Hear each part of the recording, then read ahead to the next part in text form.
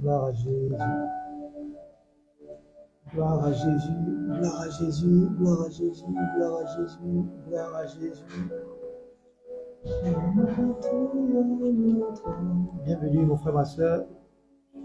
Là, nous sommes en direct. Gloire à Jésus. Voilà. Bienvenue, là, nous sommes bien en direct. En direct. Ça marche. Parfait. Parfait. Ciblage, lumière, voilà. Merci Jésus. Voilà, sont bien direct. Bienvenue à toi mon frère, ma soeur. Je salue dans le nom puissant de notre Seigneur Jésus-Christ. Il est exactement 12h49 minutes. Nous sommes aujourd'hui jeudi 18 septembre 2025. Alors, bienvenue à toutes et à tous.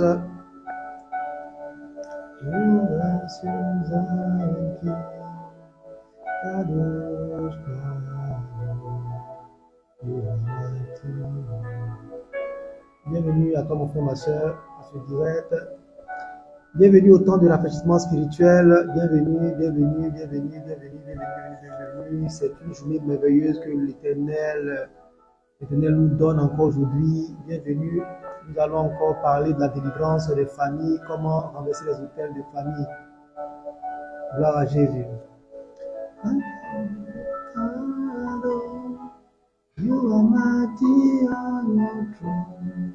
Gloire à Jésus. Bienvenue.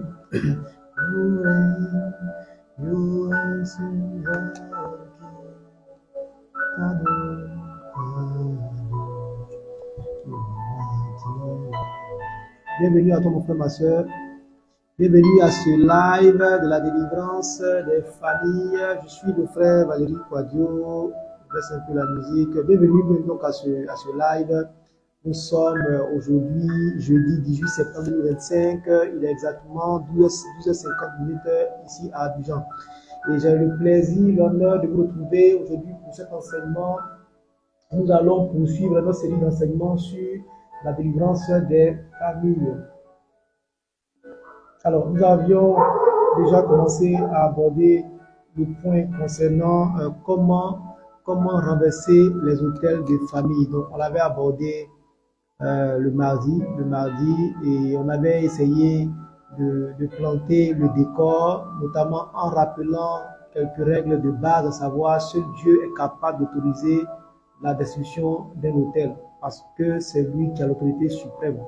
Toute bataille spirituelle est gagnée en esprit avant d'être menée dans le physique. Autre règle qu'on a rappelée, nous pouvons renverser légalement un autel de notre famille sans autorisation préalable de qui que ce soit. Amen. Si Dieu nous donne le OK, on le fait. Quatrième point que nous avons partagé en termes de règles de base le mardi, c'est que la destruction d'un autel se fait sur la base des lois spirituelles reconnues par le monde des esprits, car les autels sont bâtis sur la base d'alliance, d'accord. Amen. Cinquième règle de base que nous avons partagée le mardi, c'est que la destruction d'un autel doit répondre à un but bien précis, donc à glorifier Dieu, à porter la délivrance. Et on a rappelé quelques préalables pour pouvoir engager cette étape de renversement de l'autel. Première chose, je vous recommande vivement de naître de nouveau. Amen. Ce qui va éviter de retomber encore dans les mêmes choses qui sont pires. Amen. Deuxième préalable, c'est de méditer la parole de Dieu pour connaître son identité en Christ, connaître ses droits et ses devoirs.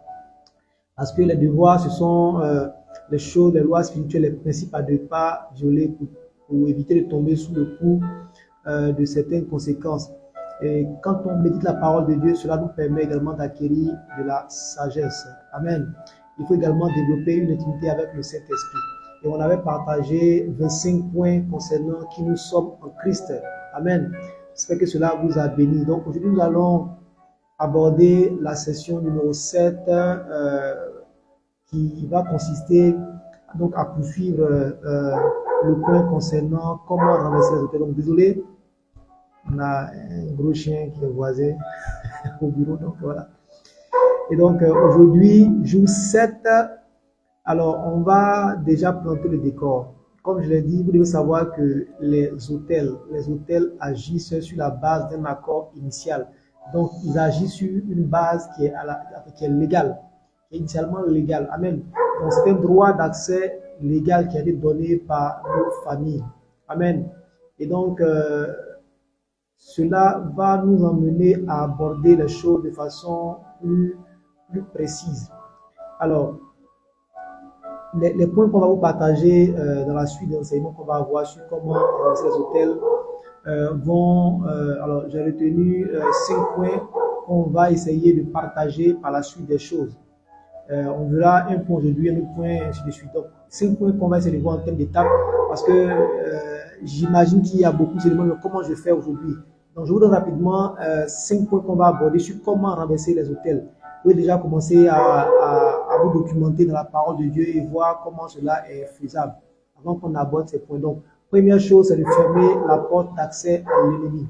Amen. Comme je vous l'ai dit, si un hôtel agit encore dans votre vie alors que vous n'adorez pas ces choses, alors que vous avez accepté le Seigneur, c'est qu'il y a des portes ouvertes.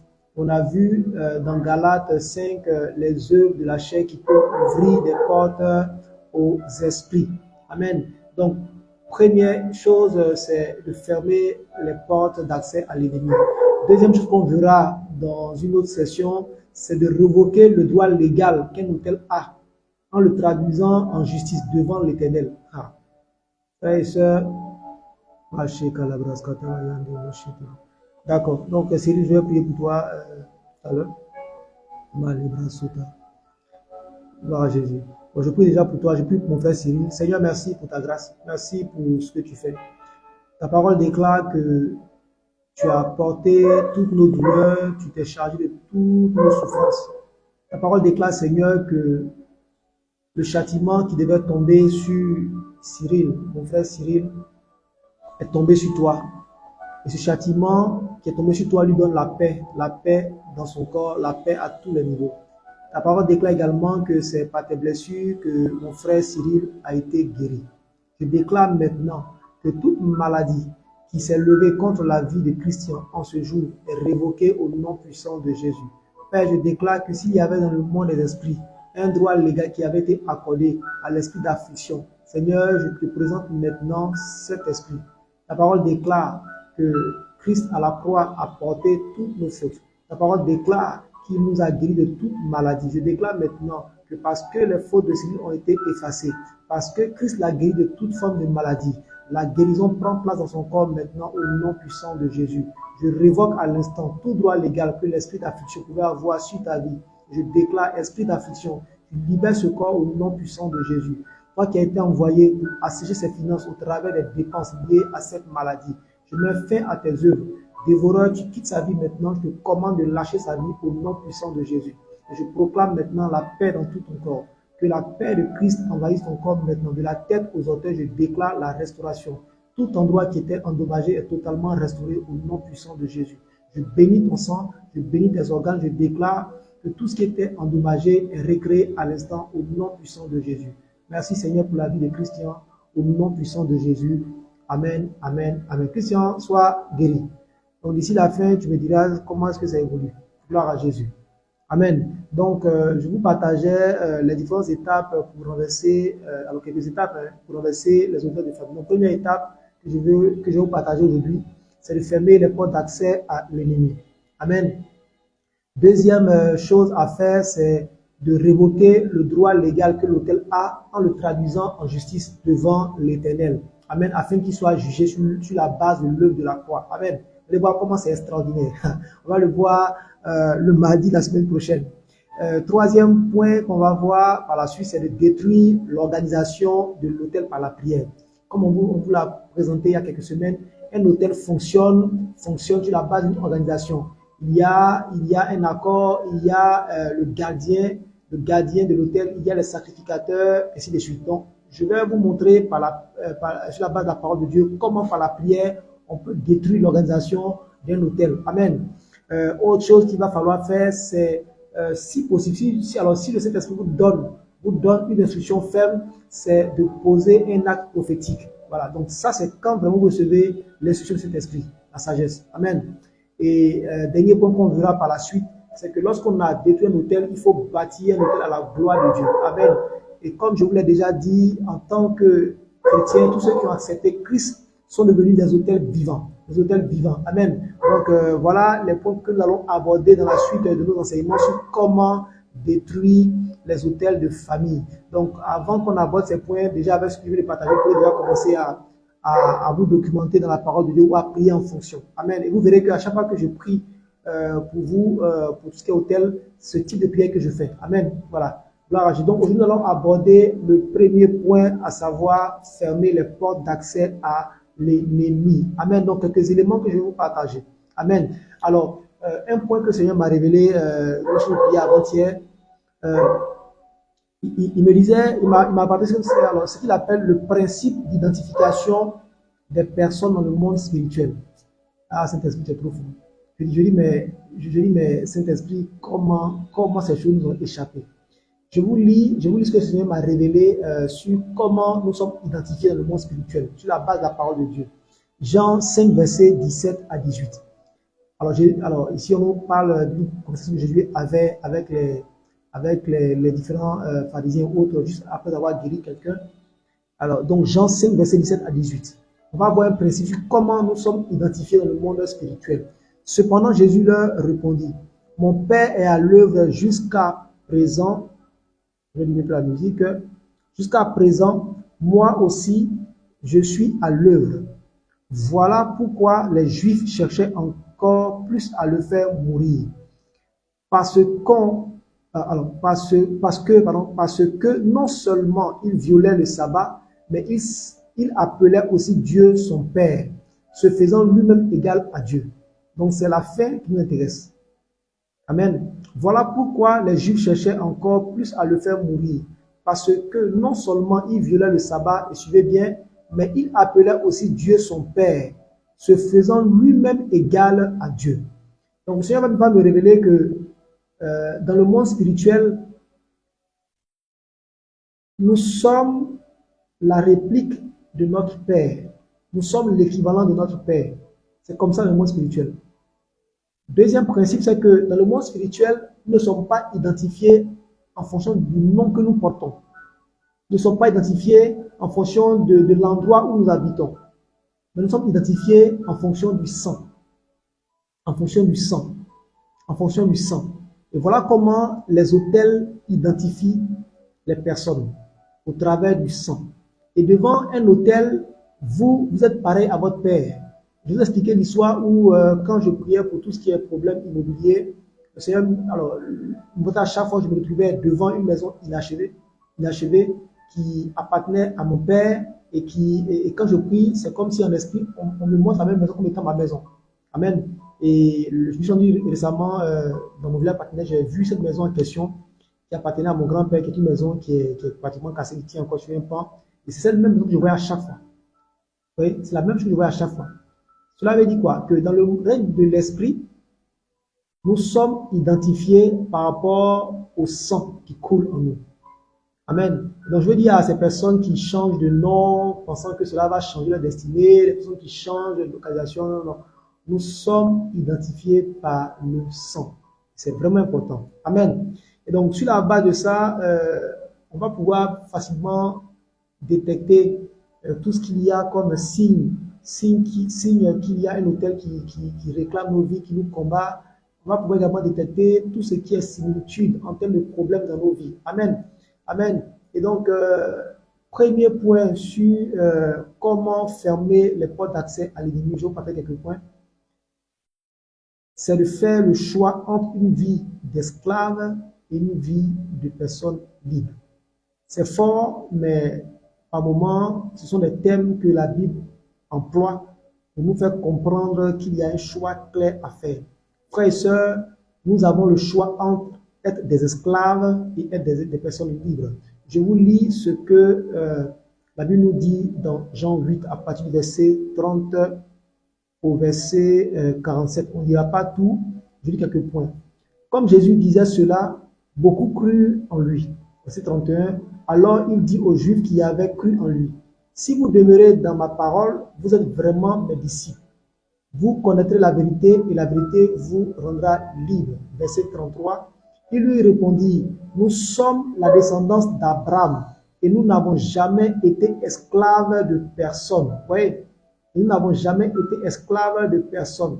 Comment peux-tu dire, vous deviendrez libres? En vérité, je vous le dis, leur répliqua Jésus, toute personne qui commet le péché est esclave du péché. Amen. Toute personne qui commet le péché est esclave du péché.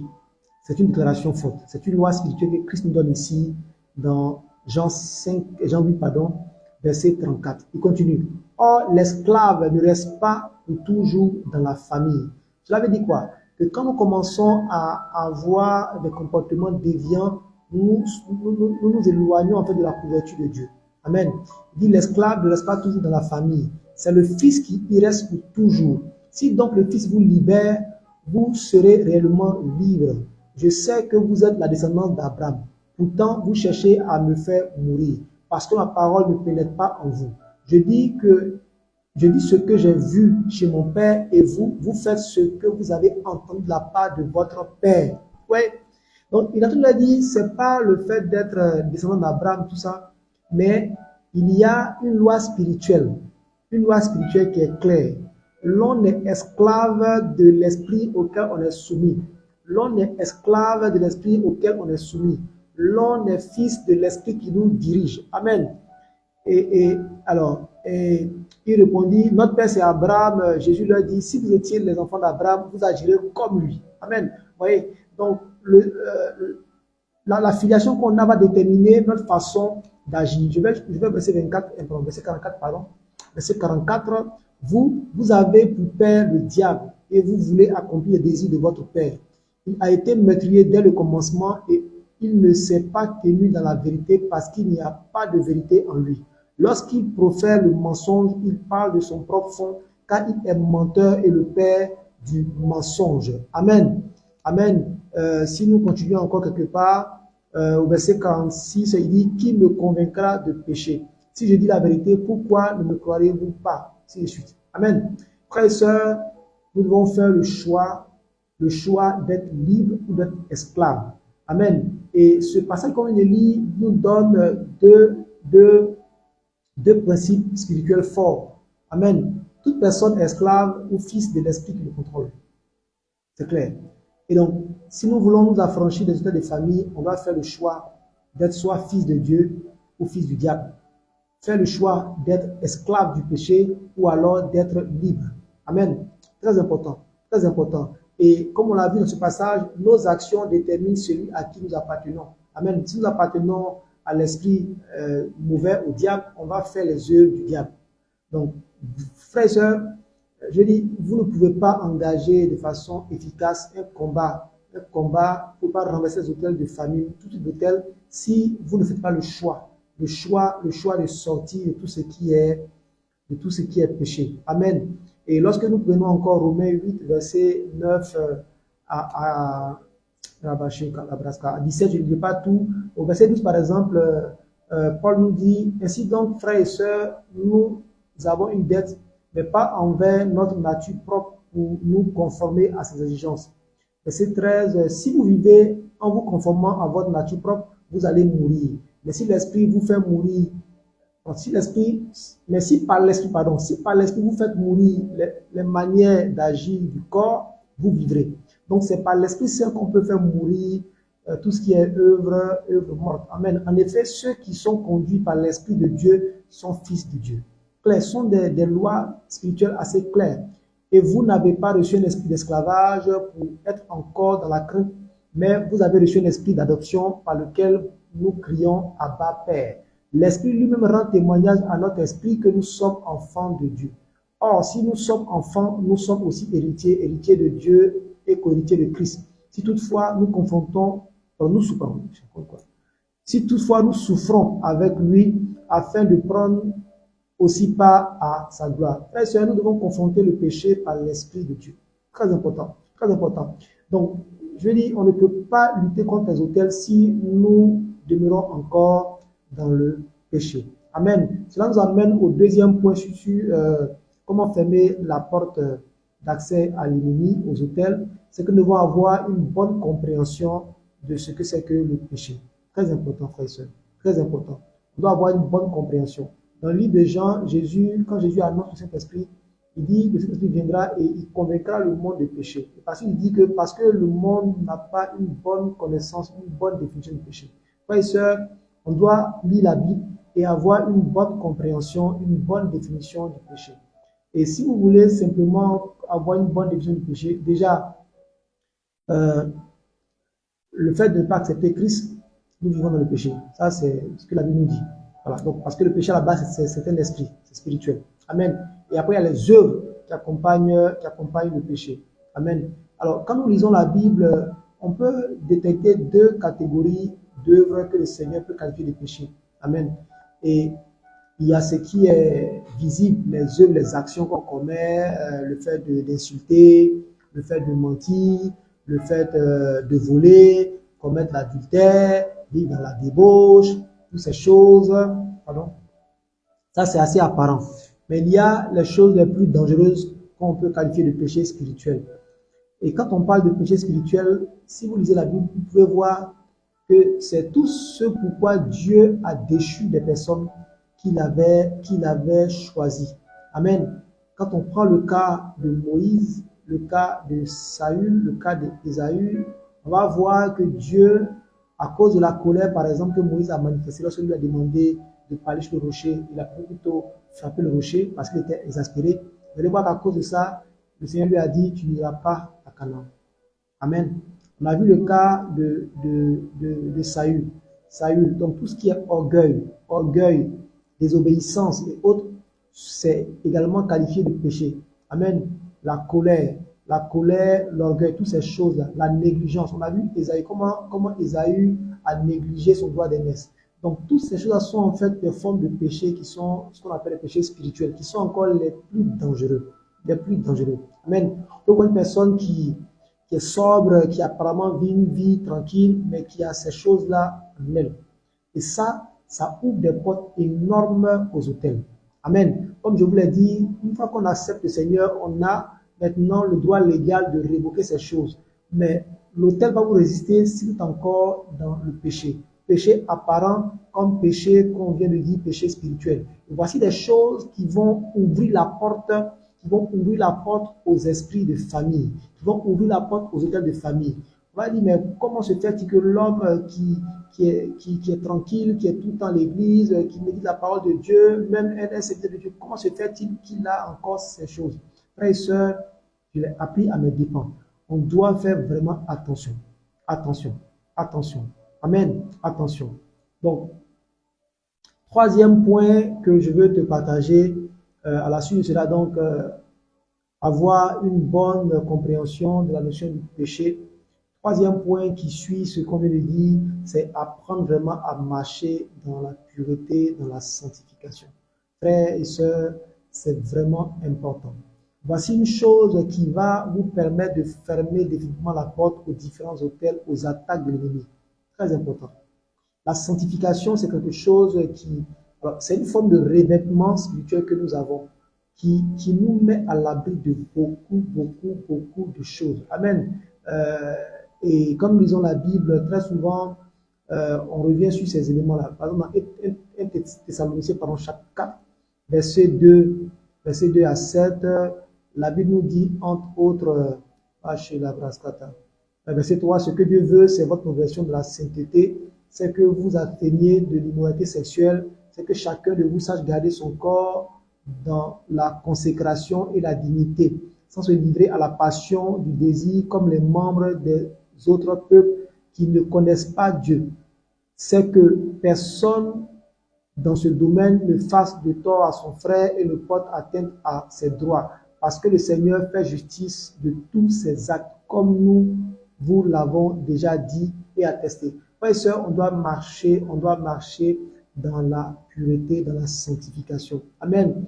Frères et sœurs, on a tendance souvent à travestir ce passage où le Seigneur disait, où on dit, la chair est faible, mais l'esprit est bien disposé. ou l'inverse. Le plus important ici, c'est que l'esprit, alors l'esprit est bien disposé dans la chair faible. Donc c'est l'esprit qui est bien disposé. Le corps se soumet à l'âme et l'âme se soumet à l'esprit. Donc si votre esprit est bien disposé, frères et sœurs, vous pouvez soumettre votre âme et votre corps. Arrêtons de jouer avec tout ce qui est impureté et autres. Amen. Frères et sœurs, le diable ne peut rien créer d'autre que ce qu'il a déjà fait. Les trois choses avec lesquelles le diable va toujours nous tenter, c'est la convoitise de la chair. Il a dit au Seigneur Jésus-Christ, transforme ces pierres en pain si tu es le Fils de Dieu. Donc, il va toujours envoyer ce type de convoitise. Il y a l'orgueil. L'orgueil, si tu es vraiment le Fils de Dieu, jette-toi, car il est dit qu'il enverra des anges te porter. Oui. Donc, l'orgueil, notre orgueil va toujours être fouetté par des choses. On doit pouvoir garder notre cœur. Le troisième type de tentation qu'il va envoyer toujours vers nous, c'est tout ce qui est convoitise des richesses de ce monde. Amen. Prosterne-toi et je te donnerai toutes les richesses. Donc, les trois choses qu'il a proposées à Jésus, ce sont les mêmes choses qu'il propose encore aujourd'hui. Et on ne doit pas tolérer, frères et sœurs, le péché. On ne doit pas tolérer le péché. Parce que si vous le faites, vous perdez de grandes choses. Amen. Frères et sœurs, pour plusieurs d'entre nous, dans le monde spirituel, nous marchons en étant sales, en étant nus. Pourquoi? Parce qu'il y a encore des choses qui nous gardent. Des choses qui nous gardent captifs dans les souillures. Frères et sœurs, je me suis vu plusieurs fois, comme je l'ai dit, nu à des endroits, à des carrefours, nu. Je dis, mais Seigneur, c'est quoi? J'ai arrêté certaines choses, ainsi de suite. Mais il y avait encore ce type de péché caché en moi. Amen. Il y avait encore ce type de péché caché qui faisait que l'ennemi avait tout ce droit légal là de me présenter comme étant quelqu'un de nu, quelqu'un de sale. Amen. Je me voyais souvent également portant des habits déchirés. Seigneur, c'est dû à quoi? Je pense pouvoir faire l'effort de lâcher certaines choses. Mais le Seigneur me disait, il y a encore des choses cachées. Amen. Frères et sœurs, on doit sortir de ces choses. On doit sanctifier nos pensées, nos cœurs et notre chair. C'est important. Important. Amen. Comme je vous le dis, dans le monde spirituel, nous pouvons apparaître par moments nus, par moments sales. Et cela est dangereux. Amen. Marcher dans la sanctification va donner de la force, de la crédibilité à notre voix, à nos paroles dans le monde spirituel.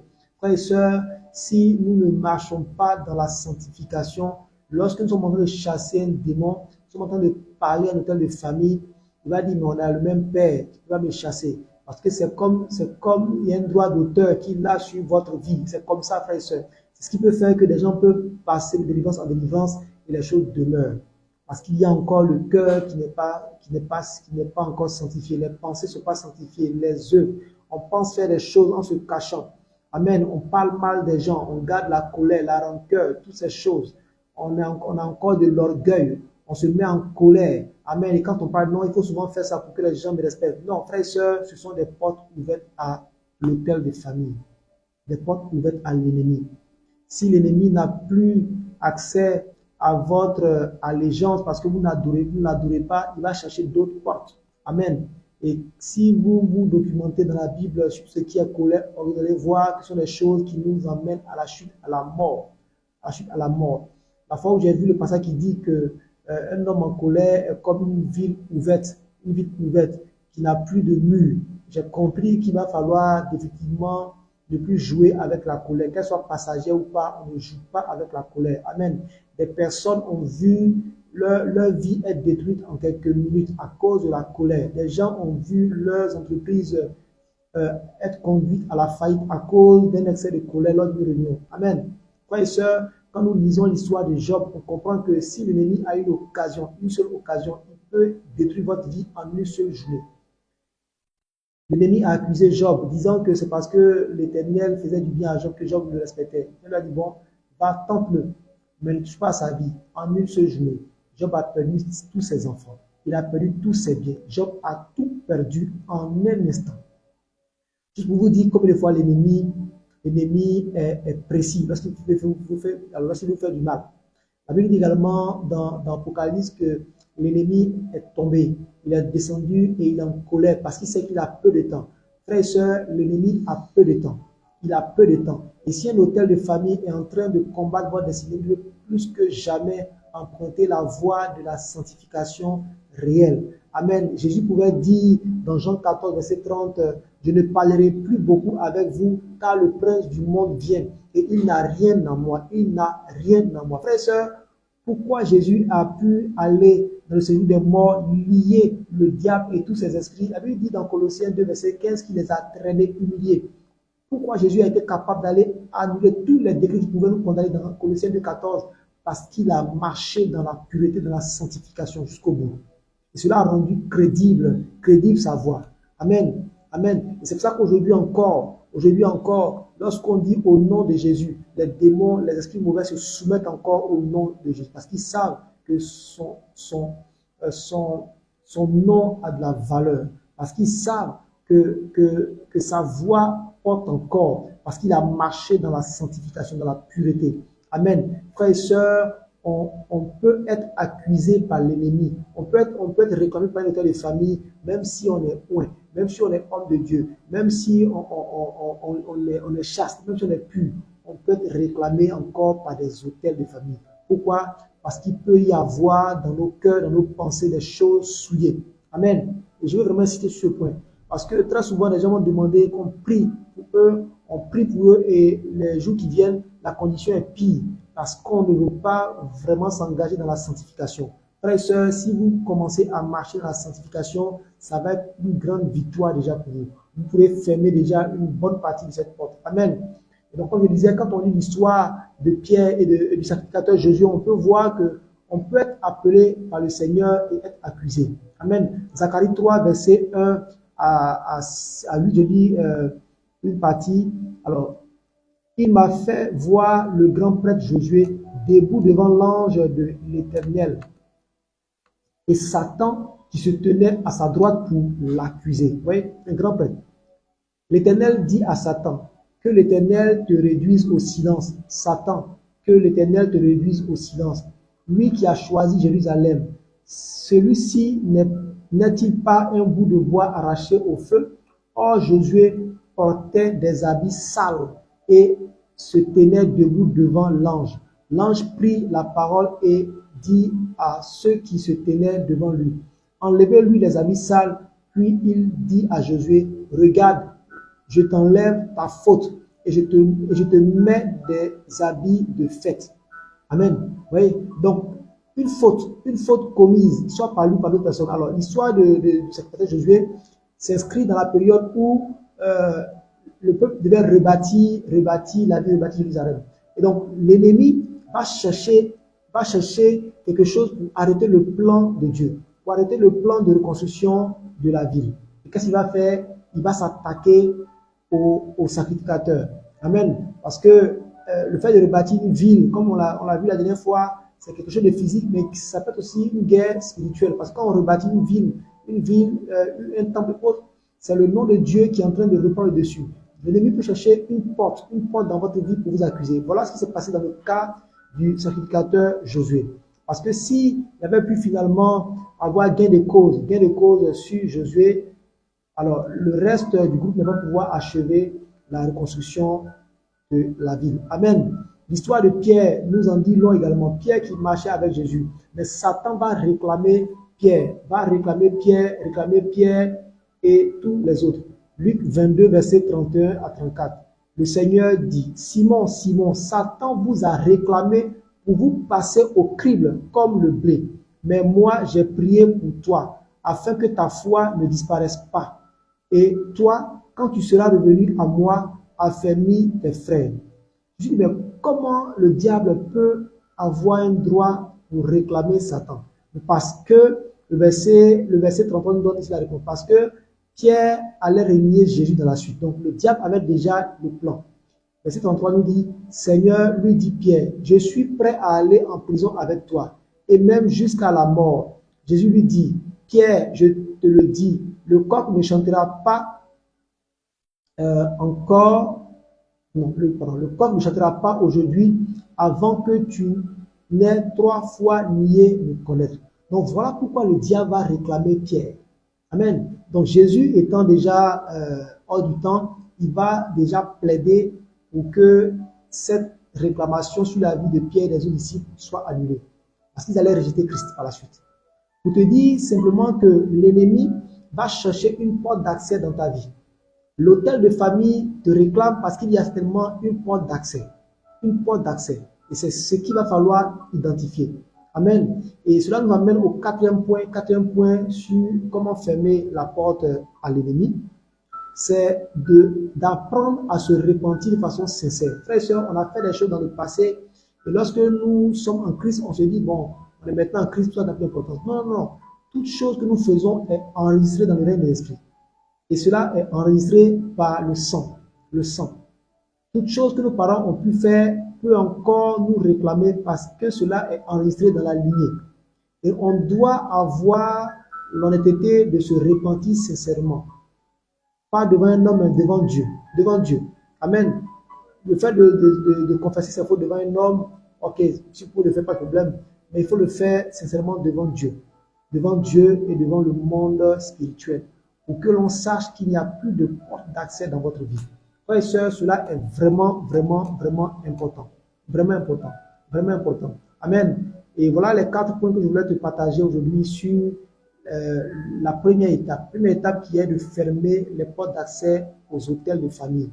Les hôtels de famille vont avoir un accès dans votre vie parce qu'il y a un accord légal ou alors parce qu'il y a un droit légal. Donc, une fois que vous travaillez sur les accords qui ont été établis, mais que vous ne travaillez pas sur ce que vous nous donnez comme droit d'accès à cause de votre façon de vivre, à cause de l'impureté, à cause de certains comportements, de certains traits de caractère que vous gardez jalousement, le diable va encore frapper dans nos vies. Et pour ne pas qu'on soit accusé comme Pierre, comme Josué, pour ne pas qu'on soit dans les vêtements sales et être accusé comme Josué, il va falloir qu'on fasse l'effort d'avoir une bonne compréhension de la notion de péché. Qu'on fasse l'effort de rechercher la sanctification, de marcher dans la sanctification. Frères et sœurs, c'est important. Comme je l'ai dit, quand nous acceptons Jésus-Christ, nous sommes déjà sauvés. Amen. Ce n'est pas par les œuvres qu'on est sauvés. Par contre, les œuvres vont nous faire vivre une vie de rêve, une vie de désolation, selon ce qu'on aura choisi.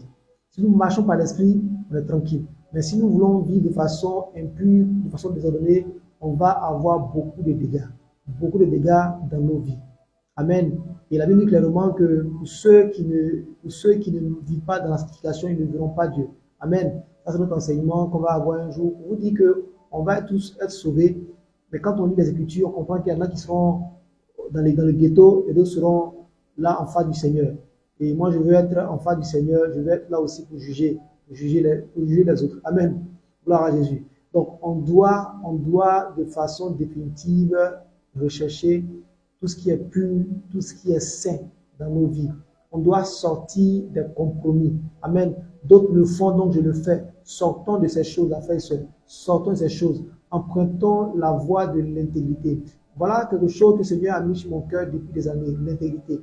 Il m'a fait savoir que c'est vraiment la clé pour expérimenter cette vie en abondance. Frères et sœurs, si tu veux expérimenter une vie en abondance, en plus que nous pouvons avoir comme disposition, il faut qu'on puisse rechercher l'intégrité. C'est comme ça que Dieu pourra vous confier de grandes choses. C'est pour ça qu'il pourra vous faire grandir spirituellement.